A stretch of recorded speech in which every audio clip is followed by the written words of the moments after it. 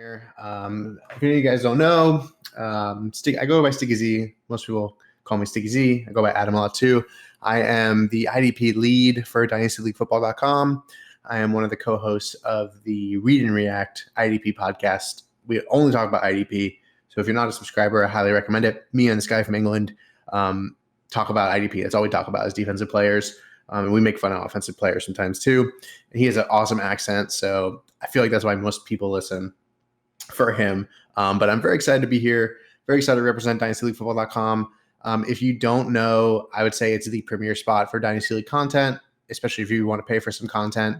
The articles are awesome. The rankings are phenomenal. You're basically getting whenever you hear anyone mention ADP, you're getting Dynasty League Football ADP. They run 10 mocks a month, and that builds a consensus ADP, rookie mock drafts, Devy mock drafts. Like, they have everything. And I didn't even mention the tools yet. They have a trade calculator, trade analyzer. They have a ton of like historical tracking of players, market share of players, ADP tracking of players. The tools just are endless. And they actually just added like a My MFL or My DLF it's called, but you can hook up your MFL leagues right into the trade analyzer. So you can pull up your rosters and you can kind of see your league mates rosters also and build trades that way. Not saying that calculators are the end all be all, but it can kind of help you bridge the gap to someone else's valuation by saying, here's what the consensus is. Here's what the mix of ADP and rankings kind of show for these players. And maybe we can go from there. So I'd highly recommend that. I guess that's it for talking about myself. You can follow me on Twitter at AdamTZ. I post an okay amount of IDP. I generally sometimes save it for articles or the podcast, but then I'll just drop a huge rankings after stuff's been out for a while. So I do a little bit of both, a lot of retweeting of different things. So yeah, I'll just jump through these questions. So far they look pretty good. I'll just go in order what I see here. And if you want to add some more at the bottom, I'll get to them. I'll be here for like an hour. And I'm happy to stay longer to answer everyone's questions if you have it. I guess just generally about me before I hit the actual questions. I've been playing Dynasty now for about 10 years. Honestly, my first one was an IDP league. I didn't know it at the time that wasn't the quote unquote norm. I remember my first pick was actually JJ Watt. Who was on ESPN. It didn't cost any money, but that was my first Dynasty league. And then I would say I jumped into IDP pretty much full time about 2 years later. So about 8 years-ish, 6 to 8 years in IDP, and I just fell in love with it. It just opens up the actual football. You're not just talking about 3 positions, 4 positions. You're actually talking about 11 guys instead of just the 3 or 4 on the other side of the ball, which is so crazy because if you think about building, if you had to build fantasy football now, because I think back in the day, didn't have the ability to really get the stats for defensive guys when it was all pen and paper and sort of the early days of the internet. If you were building fantasy football now, you would probably include IDP if you just did it if it didn't exist and you started it, because that makes sense. You try to include as many plays as possible, try to model the game as best you could, and go from there. All right, so I'll start at the top. I'll start with Tart. And thanks for recording this and getting it out there too, Tart. I appreciate that. His question was, when evaluating rookie offensive players, there are a lot of metrics to factor and give an idea of how a player performed in the NFL, such as breakout age, dominator rankings. Besides tape grinding, what are some good indicators of players that translate to the NFL? Now, I don't do a ton of Devy IDP, but I do a lot of film watching.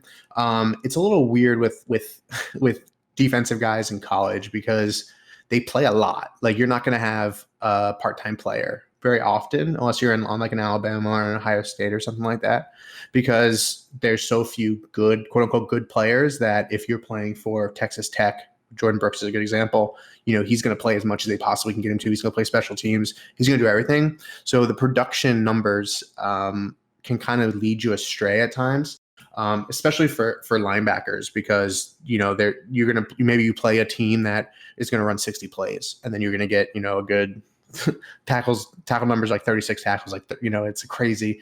A good example why tackles kind of lead you astray, especially with linebackers, is Taylor Medikevich is, I think, the number 1 or 2 leading college tackler of all time, and he's an okay player in the NFL, but he's obviously not super good. So I think tackles can lead you astray, but I will say that defensive end, edge player production just translates very well. I think at most levels of the college game, if you're a productive sack guy, you're going to be a pretty good NFL edge player. Now, I don't think that applies like just across the board. I think there are sometimes, I think like Zach Bond is a good example, at least in this class, where he's a little undersized, and that works really well in college because you can slip past these huge, like unathletic, giant offensive linemen who are really good at stopping most people, but if you're super fast off the edge, like you can really dominate them. So I think there are some gaps there, but I would say sack numbers are pretty good. I don't know if there's any breakout age stuff. I think being productive every single year, you're a full-time player is really all that matters there. And I've done some breakdowns, at least for linebacker. I didn't get to the other positions, but of what's predictive of NFL success. And it's draft position. It's where you get drafted, really. So I think it's one of those things where we let the NFL kind of guide us because they're much better than we are for this one thing. And yeah, they have misses, for every, Myles Garrett and stuff like that. There's a Taco Charlton and Charles Harris and Deion Jordan. That's his name. So they make misses too, but I think they're generally pretty good. So it's like good tackle numbers, good TFLs for linebacker. Obviously if you have a full-time player, he's only getting like 5 tackles a game. He's probably doesn't have the range that you need to make it in the NFL. Combine wise, 40 time is actually pretty good. For linebackers, for edge players, 3 cones, usually pretty good. 40 is not really that good. How many times are you running 40 yards in a straight line as an edge player? That means you've messed up. So that's it for that. There's some stuff out there about, at least for NFL wise, like that kind of production. Your name is upside down and backwards, so I'll just call you Spooky Skate. That's what I'm going to go with if I see you again. He asked, in Dynasty IDP leagues, would you rather draft rookie talent or aging vet? For this one, I'd say it's a mix for me. I think certain positions are different, and if I hit on this again, I'll try to just refer back to this question, but like linebacker is very easily replaceable. You can pretty much find a linebacker every single rookie draft. This rookie draft, there's 3 ones you can start off right away, and they're going to be really good. So there's 3 coming in the league, and there's maybe at the end of this year, maybe there's been 5 that were pretty productive. Maybe there's 6 that were productive. So it's really easy to rotate linebackers. So I think that's one of the positions where I don't look at age as much and really look at more like what's the production going to be. I would say edge, it's just overall compared to offense, they fall off way later. I think edge usually looking at like 33, 34 is when that cliff is. Linebackers, same way. Safeties can go, a good safety, Charles Woodson, I played until he was like 39, right? 30, 37, something like that. So safeties can last forever. So, it kind of depends. I generally will look for more constant production over age when I do startups. ZTIF asked what IDPs are going later than they should, aka are they outperforming their? Yeah, we just did a show on the Read and React like 2 days ago about we looked at some MFL ADP, which is kind of okay, and we kind of looked at I'll just apologize. I talk really fast, and I'll just apologize for that right now. When I start going, I talk really quickly. So sorry about that in advance. But we looked at MFL ADP, and like guys like Max Crosby are probably going really high. Let me pull up what we had from then. But there are definitely, when you look at last year's production and then just projecting it forward, I think there are going to be a lot of players that aren't going to perform the same way just based on different factors. Shaq Barrett's a good example. And even Aaron Donald last year or 2 years ago was 20 sacks. And then he ended up having, I think, 11 this past year. Those things happen. It can kind of not go your way. Though I'd say for the most part, when you sort by ADP on most sites, you're probably going to get a pretty good view.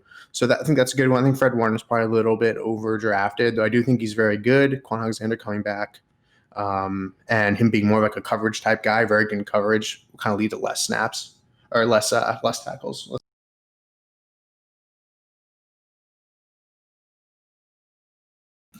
Sam asks, how much do you factor in draft landing spot for rookie IDPs at all? Because I don't know if you look closely at Chase Young differently, if he's going to be a starter on a team like the Bucks with your front seven, McKinney if he was gone. So I think those are both interesting examples specifically that Sam asked, because I do think Chase Young went to a not a good situation for this year. And I actually think the same of McKinney. I think he didn't go to a great situation with the Giants.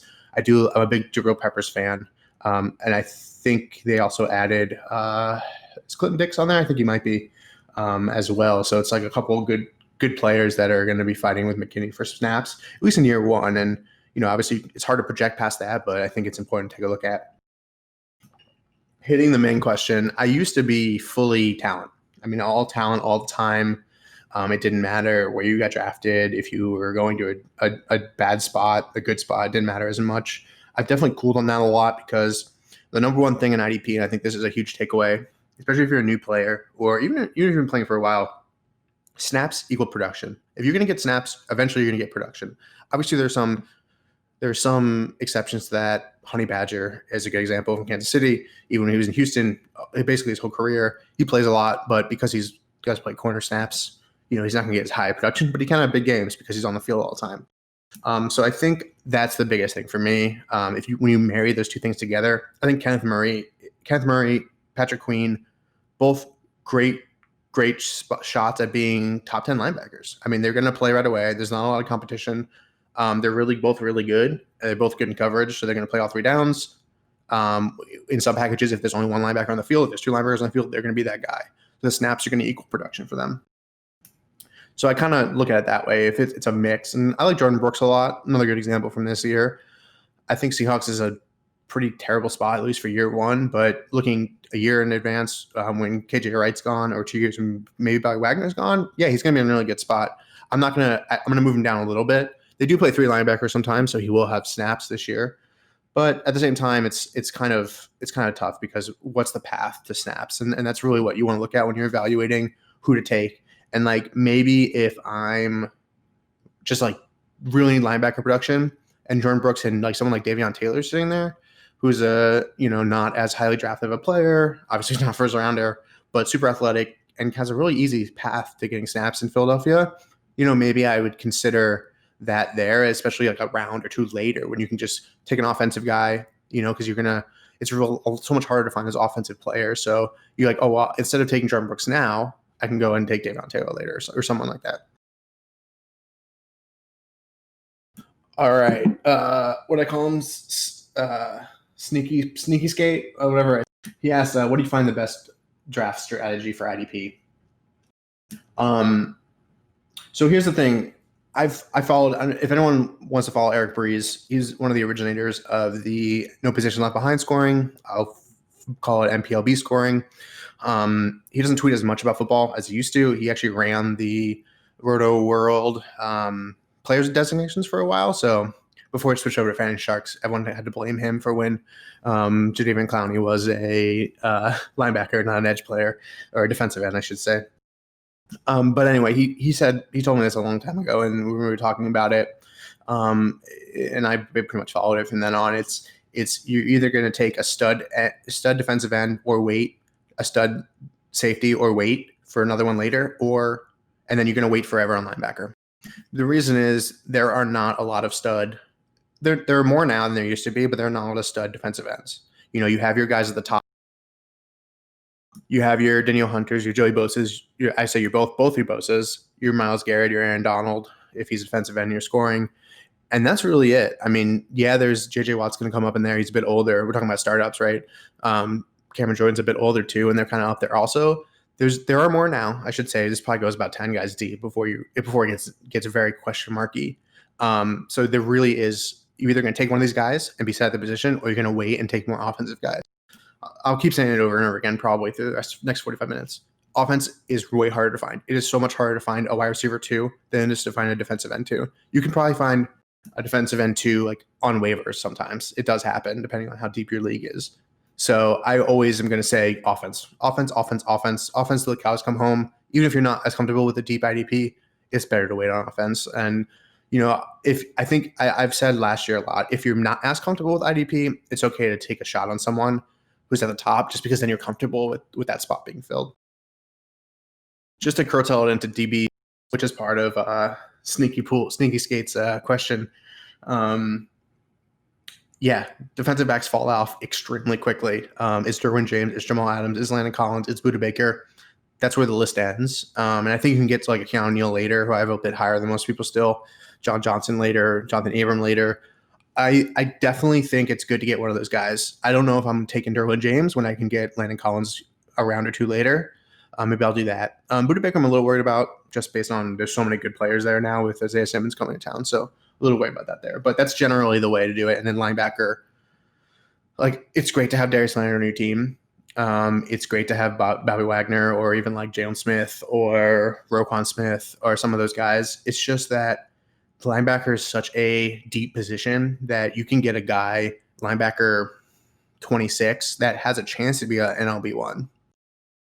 So definitely wait on linebackers pretty much as long as you feel comfortable. All right, Corporal Casual asks, what do you prefer, IDP roster settings / scoring?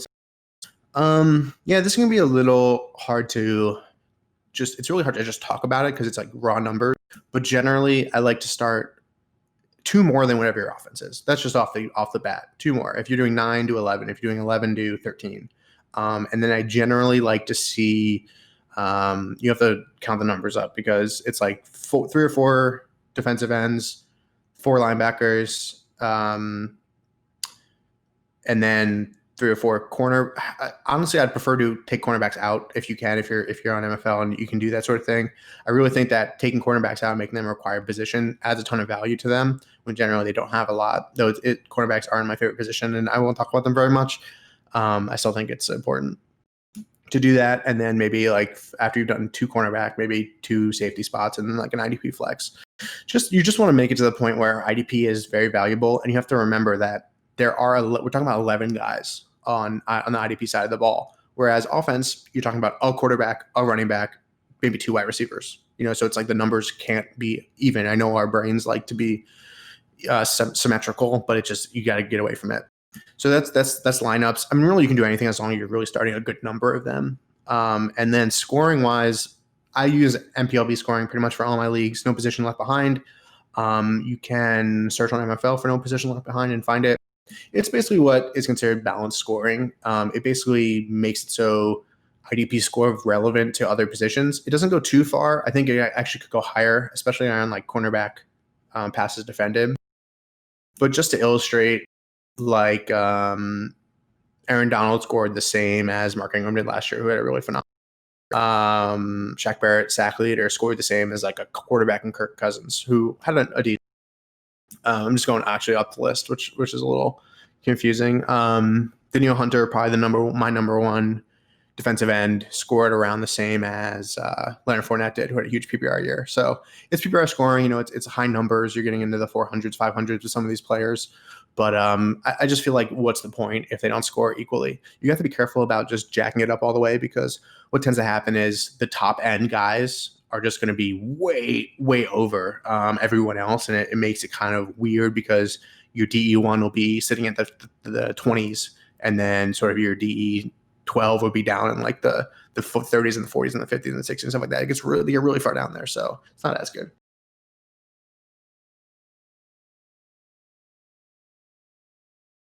I definitely suggest, hitting me or Tom Kissingberg up on Twitter. He's at Tom Kissingberg, my co-host, and he's good at the numbers and the charts and the graphs and the explaining stuff. And I just talk out my butt. So, all right. Gurnell's asked, what are your thoughts on players in the 2020 draft class for IDP fantasy? So my ranks are on DLF if you want to check them out in full. I'll just go over the guys he mentioned. See, Derek Brown's a good player, but there's some chance he plays inside. He plays as his nose tackle, which isn't as productive. I think he went to a really good spot, so I actually really like his fit in Carolina. But it's a position that you need someone who's going to be top at the position to really matter in most scoring and most setups. So I would much rather look at Javon Kinlaw. I think he's never going to be that, 2 gapping where he just needs to take up a bunch of space and just be annoying. I think Derek Brown does a little more than people give him credit for in the pass rush game. There's some great highlights of his when they played LSU of him taking a double team into Joe Burrow's lap, and like players don't do that. But I like Javon Kinlaw just slightly more. in terms of just these guys. If you need defensive tackle and they score well, he being on that line and walking into Buckner's role is going to be phenomenal for him. And he's a really solid player too. I think he's a little more refined than Derek Brown is. Derek Brown's just all like force, and he's just really, really good NFL player. I don't think he's going to be as good for IDP. You mentioned CJ Henderson. I would say he's probably one of my top picks for a rookie corner. And there's a bit of a myth around rookie corners scoring well. It's not a hard and fast. It's not a flat rule. Like, it's not always true. There are definitely times when that does happen. I think Henderson's a good example because, again, snaps equal production. So he's going to play a lot. He's probably going to get targeted a lot. But he looks like Jeffrey Okudah, who's probably not going to get targeted as much because he's really good. He's going to play a lot because he's probably going to take Darius Slay's role. But, I don't think he's going to be targeted as much because he is pretty good at the gate. Kenneth Murray, it's tough for me because I want to put him as my number 2 linebacker, and that's probably where he should be. I have him at 3 right now behind Isaiah Simmons. Simmons is really good NFL, really good for his whole career. Isaiah Simmons is going to be an absolute force. I do worry a little bit about like what his role is actually going to be, but he's going to play all 3. He's going to play all 3 downs. He's going to play a ton. There's some Jordan Hicks, but won't be there forever. So I think Isaiah Simmons is a bit safer of a pick. I think Kenneth Murray does walk into that role that they've been looking for, and they haven't had a guy that can be like their number 1 dude in so long. And there's some other people on their roster that I think are pretty good dude. Drew Tranquil, Denzel Perryman's kind of been in there for a while, but I just think I think Kenneth Murray he's a well-rounded player. He's going to play all 3 downs. He's going to play a ton. So I definitely have him number 2, 3 linebacker in this class, depending. And if you can get him as your 3rd guy, as the 3rd linebacker taken, that's money in the bank. My buddy Sneaky Skate asked, who is your top IDP player this year? Other people reading this who know him are like, Sneaky. It doesn't even say that, but whatever. I don't know. It's really, I have so many guys that I'm like higher on than others. Let me take a look at the full list here and see if there's someone who I'm like grossly higher on. I'll give you one at each position. I think Marcus Davenport is very underrated. He took huge steps last year to be better, and he got hurt, but he was playing at a much higher level. So I think he's actually going to be super solid. That's a good one for defensive end edge. But linebacker, I'll look quickly. I think CJ Mosley's kind of been left for dead. He was probably pretty good. Rashaan Evans, I have him at 16. Everyone else has him in the 20s. That's another one, like super young, super talented. I think he has everything going for him, and he'll blow up this year and plays a ton, good against the run, can cover. He's not as good as Jaron Brown coverage, but he plays pretty much full time. So that's one that I'm like, yeah. Rashaan. Safety is tough because safety is such a deep position that I'd say safety 10 through 30 are pretty much interchangeable. So people kind of forgot about Jonathan Abram a little bit. So that's kind of one. I always like Bradley McDougall. I think he's a little bit underrated also. So I'd put him up there. J-Man asked, J-Man 1406, who's here? He was the first one here. So props to you, J-Man. Which rookie linebacker the most fancy? I think it's really easy just to say Patrick Queen. He's going to play right away, right out the gate. I mean, he's going to be their starter. He's going to be full-time player. He can cover sideline to sideline, can cover the run, super fast, super smart player. I worry a little bit about him sort of just ending up being just like a plain old coverage linebacker. And that can kind of take away points. You look at Jayon Brown, you look at Matt Milano, some of these guys who just like cover and then they do it so well that they don't get a ton of tackles because they're doing a good job locking somebody up. I worry about him a little bit. I think it's only because they drafted Blake Harrison, who's a 2-down thumper. But I think if I had to pick one player, it'd be Patrick Queen. I think Kenneth Murray, in terms of year one, out the gate production, he's right behind him. I love Willie Gay, and the fit in Kansas City is really good too. So if you're looking for year one production, you can kind of go for Willie Gay also just a little bit later in your drafts. Team Money says, you have Gross Matos ranked as number 5 rookie IDP. I just picked him up in a 14 team, pick 312, 12th minute void. Haven't seen much love for him in draft so far. Yeah, so defensive ends are a lot hard to come by. Like I mentioned a little bit earlier, linebackers are a dime a dozen, and you can really just find them every single draft. You can find them on waiver wires. You can find them pretty much everywhere you look. They're super easy to get in trade. They're just so many of them, and it's such a flat position all the way down that you can find guys the entire time. Defensive end hasn't been nearly. It's gotten a little bit better with some of the guys that came in last year, but I feel like it's still premier position, and whoever the number one defensive end is, he's always going to be your number one IDP, just because they're really hard to come by. And I really like Chris Matos. He's a very well-rounded player. I comp him to Carlos Dunlap a lot because he just does everything really well, and he's very pro-ready. He can walk into the Panthers and pretty much start right away. There's some other guys that he has to fend off, but I think him and Brian Burns are going to be like a phenomenal combo, and he's very pro-ready. And Penn State seems to put up those guys too that are really pro-ready. And just he can pass rush, he can run stop. He's going to give you some tackle numbers. We took him in the end of the third. I think that's fine. This offensive class is really good, so I think all these IDP guys do get pushed down a little bit. And just like looking at, I mentioned how much I like Willie Gay, but you can find Willie Gay every year. You can find instant production on the waiver wire in most leagues, even in deep leagues. So that's why I kind of put him one spot ahead of Willie Gay and at 5. T-Money asked, do you think Kenny Moore will produce enough this year to start in 2 DB league or be a filler? Yeah, I mean, like I said before, defensive backs are just like so easy to come by.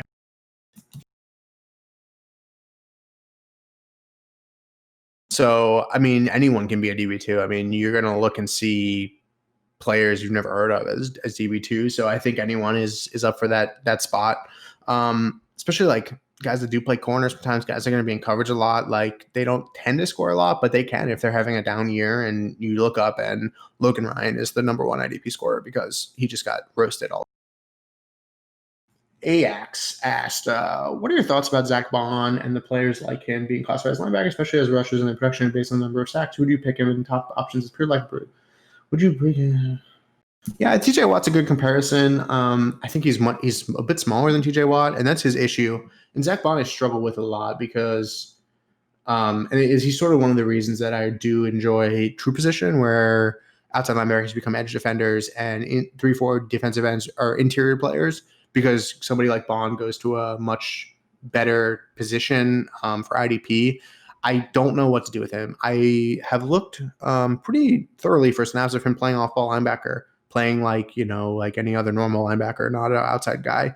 They don't really exist. He didn't do it a ton, and sort of people are kind of it either goes one or two ways. Either you think he's going to become an off-ball linebacker, or you think he's going to be a good edge defender. And I think he's really small. And I think that's a big problem. And I think that kind of explains why he was a 5th-round draft pick, because teams aren't really sure what to do with him either. So there's just not a lot of guys that are super productive at that size from an edge position. And we've seen it before where it can happen, but you have to be used very, very smartly. I think he does I really think at the end of the day, he does transition an off-ball linebacker. It's a position they need. He kind of fits that mold a lot better than an edge defender, because he will not stand up in the run, and you're going to be using him on specialty type rushes. So let me see where I have him right.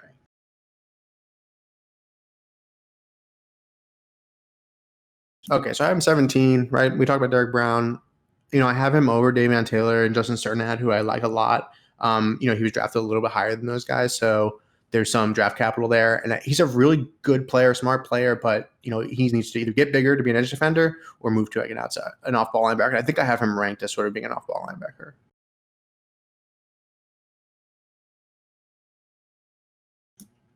MT only catches slants, which is super. Asked in 2 IDP heavy leagues. He gave his thing. I haven't seen it play out, but it's plenty of starter bodies.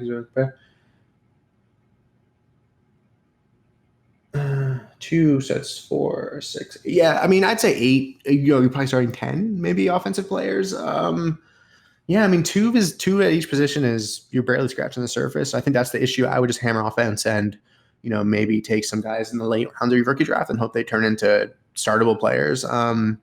Unless the scoring is really high, you're not going to use it to dominate your leagues. Just because, is there much of an edge to be had? It was starting that few guys. Maybe you can if the scoring is well, and I would definitely take a look at your scoring and see where those guys scored last year. even if you have to do some Excel work to try to figure out the exact pointage and see where they compare. I mean, maybe there is a chance where other people are going to be not doing IDP, and you can get some of the more sleeper type players later that are going to allow you to, like I mentioned, Marcus Davenport is a good one because if you're starting 2 defensive linemen, so Aaron Donald's going to be at the top, Buckner's probably going to be the top 2. He may be defensive lineman 30, and he has a chance to be a DU1. AX asks, what importance do you give to hybrid defenders who can play in 2 defensive position or lines?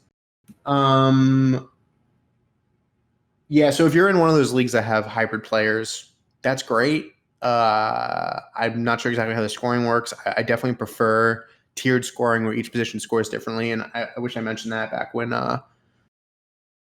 Corporal Casual asked that, because that's super important. That's probably actually number 1, to have tiered scoring and have the position score differently. So if you're a guy who can play both positions, one of the position scores better. Chandler Jones, I'm not sure who else you'd have there. I don't mind any of those kind of leagues. I would say maybe if you have a safety linebacker, it's better to put those guys at safety because they're probably going to score like a linebacker. So that's better. Chandler Jones, I would probably put him in, assuming they score equally, I would probably put him at my defensive end spot and get a linebacker who has a bit higher of a floor than somebody outside linebacker who he could have no points because he didn't get a sack and was held out the whole game.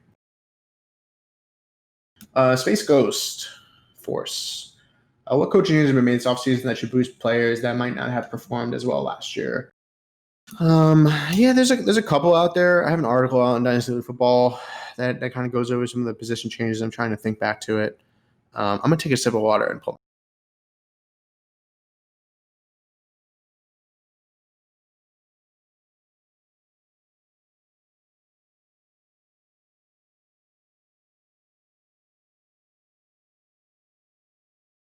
Yeah, so the big one I think is the Jack Del Rio being in Washington. I think that is going to help Chase Young. I think it helps Montez Sweat a lot. There's not a ton else. We don't really know so too much about Phil Snell, what he's going to do, but he did kind of run a 4.3 at Baylor. So Brian Burns is going to stay at defensive end, which is good because he can kind of be an outside linebacker. Yeah, there wasn't a ton of guys that changed this year. It was a lot of guys that were promoted up and kind of kept the organic pine. He also asked to talk to us about Darius Leonard. Yeah, I mean, it's really hard to look at Darius Leonard and not have him as your number 1 linebacker. I think you can make a case for probably 4 other players. I mean, Bobby Wagner's done it way longer, but we're talking about Dynasty IDP here.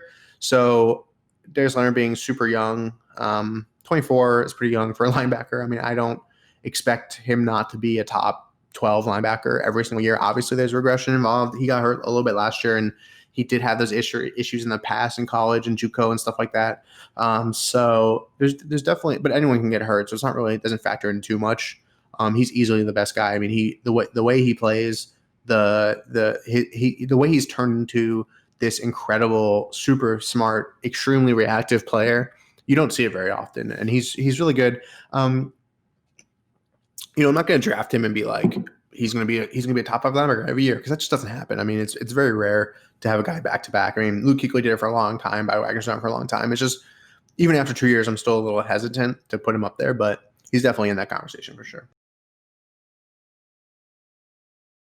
And he's somebody who, if you're maybe not super familiar with IDP, he's someone you can take very early, and he should score similar to offense that you take in the same area if your scoring is good. So that definitely helps a lot, especially if you're starting a good number of linemen.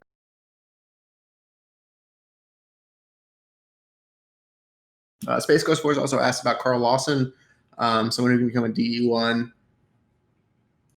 Yeah, there's Carl Lawson. There is Sam Hubbard too. They've kind of even continued to add guys there. So I do think either one of those guys is going to take over that spot. That crosstown lap may eventually walk out of. I think he's 30. Let's see. Crosstown lap is 30. So yeah, I mean, I think both those guys have a good shot at it. There's some other guys, even Jordan Evans and stuff like that, and who knows what the Bengals are going to do. So I think he's a really good player. And Tom, my co-host, loved him last year. I was a big Sam Hubbard fan, so I won that one this year. I'm sure he'll win next year. What you want to do is if you know someone has a PFF subscription, have a PFF subscription, the only thing that is really sticky year to year, and sticky, I know, but anything that's sticky year to year is pressures. If you can continually put up good pressures, eventually the sacks are going to follow. And that's something that that Carl Lawson's done, something that Sam Hubbard did the year before, and he kind of turned those into sacks. So if that's something that you're able to do, then you can be pretty good.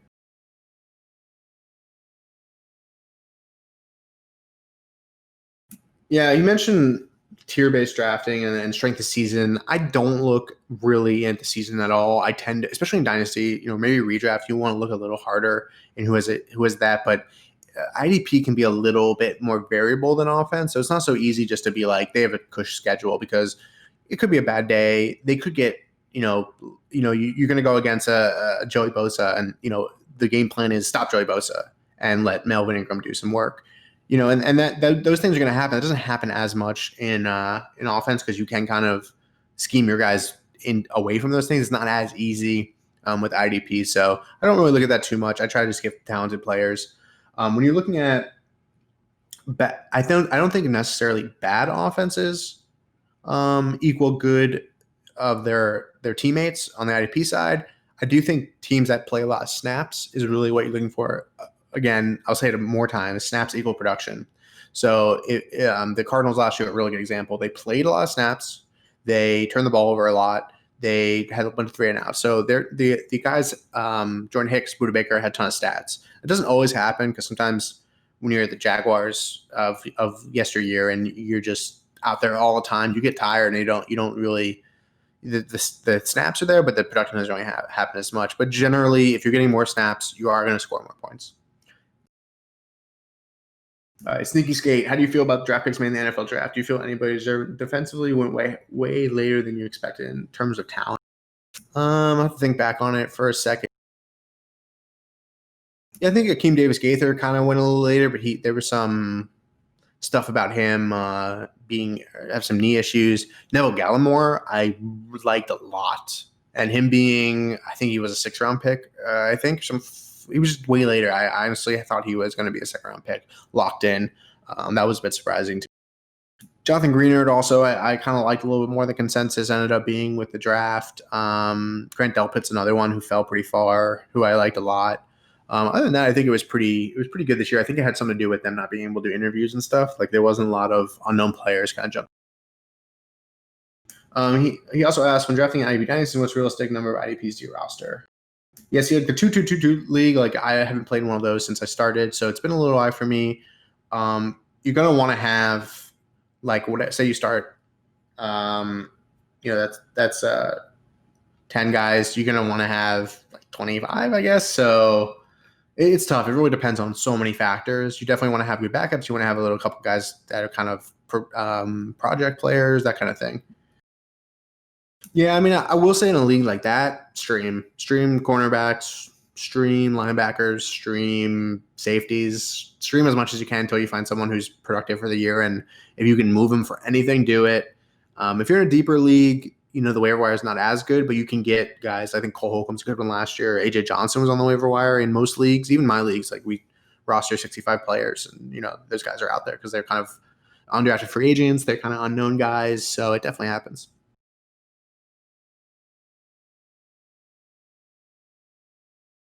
All right. Were you expecting IDP to catch on faster or slower according to fantasy analytics? I think if you look at the whole fantasy, it's this giant amalgamation, and then Dynasty is a small part of that, and IDP Dynasty is a small part of that. IDP redraft is actually a little bit bigger than IDP Dynasty. Some people had just started that way because it seemed like the right thing to do, and I fully agree with those people. I think it makes sense, and I mentioned this at the top, that, like, if you're going to build fantasy football from the ground up, like if it didn't exist and you made it today, you would include IDP. It just doesn't make any sense to only focus on one side of the ball when there's an entire group of 11 other players, that you can look at too. So it just seems like it is the way to do it, and I think a lot of people are coming around to it. There didn't used to be as much stuff around it. There's more podcasts, there's more content. So I think it is becoming popular. And most people who try it don't go back, don't stop doing it. I find that to be very rare. Excuse me. Same thing with Dynasty. Anyone who ever tries Dynasty sticks with it because it's awesome. It's so much better than redraft. So I think IDP kind of falls into that too.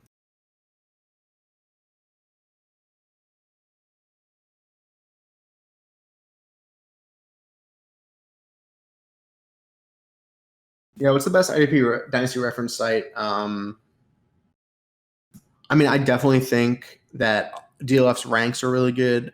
Our content's kind of lacking, and that's my fault, but it's getting better. We have the podcast that's really popular. IDP Guys is super good.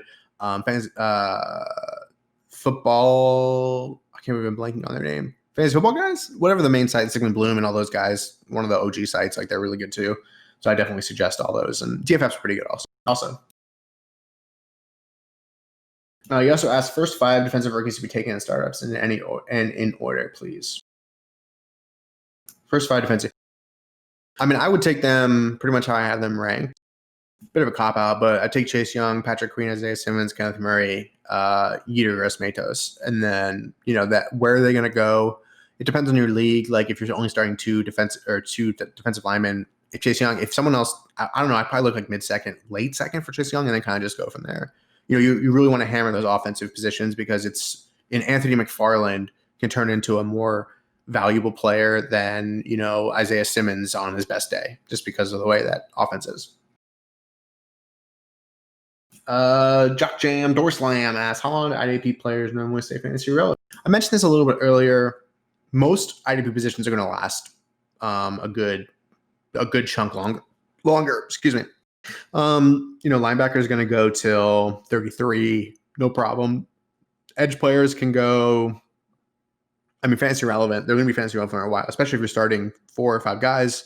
Edge players are going to go maybe till like 34, 36. And defensive backs, especially safeties, can go 36, 37, something like that. Corners seem to get chewed up and spit out. If you're not good enough and you lose a step, you're done. So I don't think corner really lasts as long fantasy-wise. There are guys who, Patrick Peterson and some of the guys, Darrell Revis, though he wasn't great for IDP, that just last forever. So, and the really good guys aren't great for IDP anyway. So you kind of want to look at younger players. Blaint asks, do you have any tips or suggestions for first timers? Yeah, I think that the biggest takeaway is snaps are going to equal position, and path to snaps are the most important. I'm working on an article right now about this, about how you identify what's going to be good for IDP production, and it really comes down to snaps. If you're not on the field, you can't record any stats, and maybe and it doesn't really hold for cornerbacks as much because obviously you need to be around the ball, but linebackers, defensive ends, safeties, if you're not on the field, you can't score points. So you want to kind of think about who's playing in sub packages, because sub packages, that's like nickel dime defenses. When in base, you may have 3 linebackers on the field. In sub packages, you may have 1 or 2 linebackers on the field. And the NFL is moving towards 3 safety packages where you only have 1 linebacker. So it's really important to find those guys who are constantly going to be on the field because they have coverage ability. The last thing that defensive coordinators want is to have a linebacker who's a liability in coverage, because offensive coordinators are too smart and they'll go after that guy pretty much every third down, and you're never going to stop them. So it's important to find those guys. And there are 2-down thumpers that are productive, but Archie McKinney can kind of be that. KJ Wright's that, who will come off the field and still have production because they're so good at stopping the run. But generally, I'd look for linebackers that are coverage backers and can stop the run. They're going to play all 3 downs, all the way through. I think for other positions, again with the tackles and snaps and stuff, some positions, some guys are pass rush specialists and they don't play as much, so it definitely has all snaps there. And you can find snap counts on Pro Football Reference. You can find them on Fantasy Football Guys. I can't even forget that football. It's Football Guys, right? I don't know. Yeah, it's Football Guys. You can find they have snap counts too, so you can go back and see how much snaps does this guy play and where does he fit with the rest of his team. And there are schemes that do rotate more guys, but I don't think it's as important to know the schemes. That can get really deep for new players. So I think it's better just to kind of look at the snap counts and then think about, did they get a new coach? This may change. So it's important to know that too. And we do the same thing for offense. And people say that, defense is so hard. But like you do the same thing for offense. You get a new offensive coordinator and you have to rethink, how guys are going to be used. So it's the same thing. Space Ghost asked, so we have Wolpor and Racer for offensive centric metrics, and Wolpor is a baseball thing, right? I don't know. I don't know the metrics as much to talk about them too much. It definitely, like I said, snap counts, pressures are important. Tackle efficiency, and I think more efficiency related to snap to tackle efficiency, and how those things can come into play. Darius Leonard's a good example. He's extremely efficient. Leighton Vander Esch, his rookie year, was incredibly efficient to turning a snap into a tackle, because at the end of the day, those are what score for linebackers. And I mentioned pressures for defensive ends. Safeties are a little weird because they're not always, I tend to always look at strong safeties, but these days the people are playing, one snap, the guy's a free safety, he's 20 yards off the ball. The next snap, he's an overhang defender over a tight end. And it's really hard to kind of figure out that. I will say the efficiency is important there, but that's more about role and usage, I think. But again, for linebackers, tackle efficiency, and for defensive linemen, edge players, it's going to be pressures for me. Sack efficiency isn't really that good. Pressure efficiency is a little better because it's about getting to the quarterback and causing chaos, and those things don't always show up in the stat sheet, but you will turn them into sacks for the most part. Yeah, I don't know any new metrics. It just really hasn't hit yet for IDP. I think it's still a generally a tape and past production projection game. It's not so much that, but I will say like the efficiency and those stuffs are.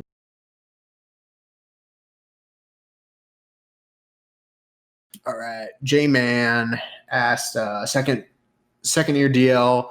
Yeah, I mean, I like Max Crosby a lot, but I really was a big fan of Clelin Ferrell. So I think he does much better than he did last year. And I think he actually is a better player than Max Crosby, though Max Crosby had more stats. I think Ferrell does a lot more for a defense. And I think he's going to be able to put in sacks, tackles, those kind of numbers. So I'd have him as my top guy. Maybe you can count Josh Allen in there, though I would technically call him an outside linebacker. But he's up there too. Like he's really, really phenomenal, really good player.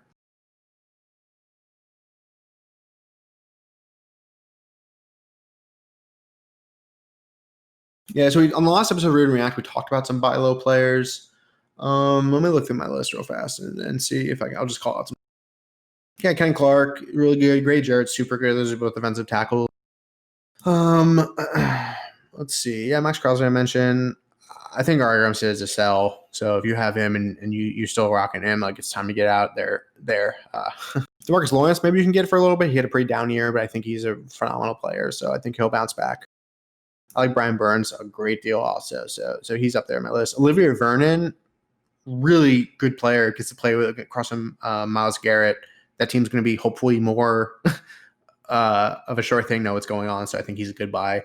Jeffrey Simmons also had a phenomenal couple games when he was able to play. Really, really good defensive tackle, like an absolute machine. I think he had 2 sacks in his first game as an NFL player. Like those kind of things don't happen. Linebacker, some buys. I think CJ Mosley I mentioned still a pretty good buy. Josh Sherbert's gonna be really good in Jacksonville. He's kind of an unknown guy. You can go for Rashaan Evans, another one. Like people don't really know him, so he's a good. Christian Kirksey moving to the Packers, great spot for him. Blake Martinez is really good there. Christian Kirksey may just be a better overall linebacker than he is, so that's a good spot for him too. I think Shaq Thompson's probably owned the world over, but that's another good one. I mentioned Willie Gay. I like him too. I think Dan Trevathan's like super duper cheap, and you can pretty much like just plug him in. He's a bit older, obviously, so I'm not saying give a first round pick for him, but if you can take a 4th or a 5th, or maybe just add him as a throw in another trade, like that's a good one too. Levante David is another one. Everyone's all on Devin White, which is fine, but Levante David's a really good, very solid player. There was a time when it was him and Luke Equal you had to pick between, and he has injury issues, but another player you can get on the cheap.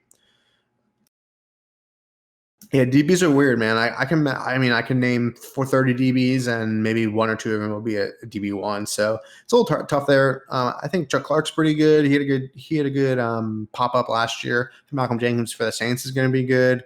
Darnell Savage, probably solid. Taylor Rapp, probably solid.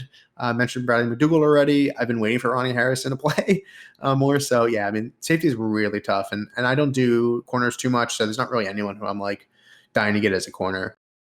I don't think. It's just so hard to predict, like, who's going to be good as a corner that I honestly don't even bother.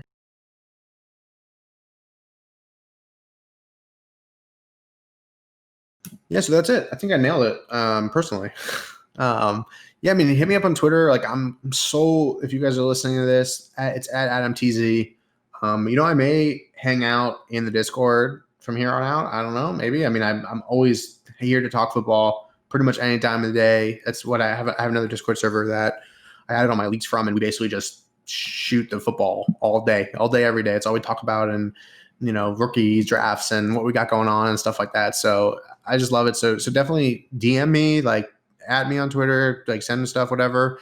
My stuff's on dynastyleaguefootball.com. I host the Read and React podcast, which is free. Me and Tom, like, I think we do kind of like a laid back type deal. I don't think we're fully, like, very serious about it, which I think is what people like better. I think people want the, more friendly attitude, and we just have fun and we just talk IDP football. So, yeah, I really appreciate you guys having me on, and maybe I'll hang out and you'll see me around. And I mean, I know this is the expert chat, but, like, I'm not different than anybody else that's in here. Everyone is super smart that plays Dynasty. So, yeah, I really appreciate you guys. Thanks.